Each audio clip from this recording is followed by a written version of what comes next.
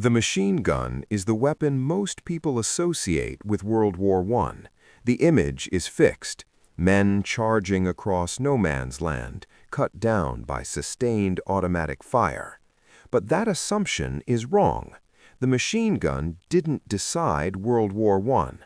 Artillery caused 60 to 70% of all battlefield casualties. Machine guns caused 10 to 20%. These figures come from medical records and after-action reports across British, French, and German forces. Artillery killed 3 to 6 times as many men. The weapon people remember is not the weapon that mattered. Artillery dominated because of range, volume, and invisibility. A machine gun fired hundreds of rounds per minute, but only at targets within 800 meters, and only in direct line of sight. Artillery struck from kilometers away, beyond the horizon, with no warning. A single howitzer could hit trenches, supply lines, or assembly areas without ever being seen. By 1917, the British had over 6,000 field guns on the Western Front alone. Machine guns were tactically useful. Artillery decided outcomes. Machine guns were never designed to win ground. They were designed to deny it. The MG-08, the Vickers, the Hotchkiss, all were defensive tools meant to hold positions against infantry assault. Breakthroughs required artillery preparation, days of sustained shelling to destroy wire, collapse trenches, and suppress defenders. Machine guns delayed advances. They couldn't stop a coordinated bombardment. When attacks failed, it was usually because artillery preparation was inadequate, not because machine guns were too effective. The machine gun's reputation comes from catastrophic outliers.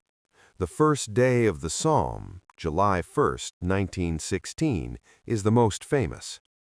Nearly 20,000 British soldiers died, many from machine gun fire as they advanced across open ground. That image became the defining visual of the war. But the failure wasn't caused by machine guns alone. It was caused by poor artillery preparation, bad tactics, and advancing in daylight across uncut wire. Machine guns exploited those mistakes. They didn't create them. Artillery killed constantly and indiscriminately. It didn't require tactical errors. Soldiers in reserve positions far behind the front were hit by long-range bombardments. Communication trenches were shelled during resupply. Rest areas were targeted at night.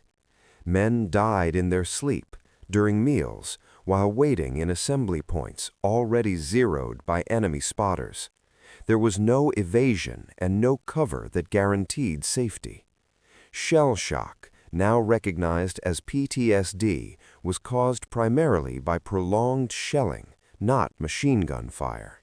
The machine gun dominates the narrative because it's easier to depict. You can see the crew, the weapon, the tracer fire.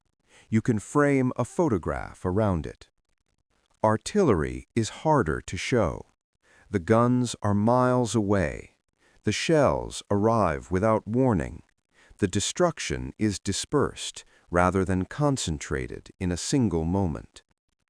Newsreels and war photography favored the machine gun because it gave audiences something to look at. Over time, that visual bias became historical memory. There's also a symbolic reason. The machine gun fit the post-war narrative of futility and mechanized slaughter. It became shorthand for industrialized killing, for men reduced to targets in a system beyond their control. That symbolism was powerful. It shaped how the war was taught and remembered. But symbols are not facts.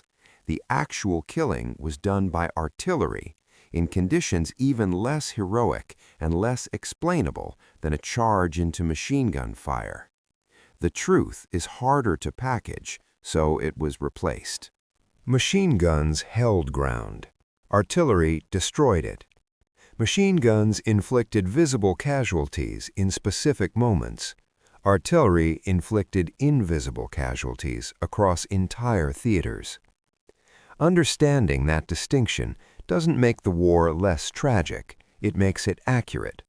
And accuracy matters when the myth has shaped how generations think about industrial warfare, defensive technology, and modern conflict. Most people still believe the machine gun won World War I. Artillery doesn't photograph well, so history gave the credit to the weapon people could see.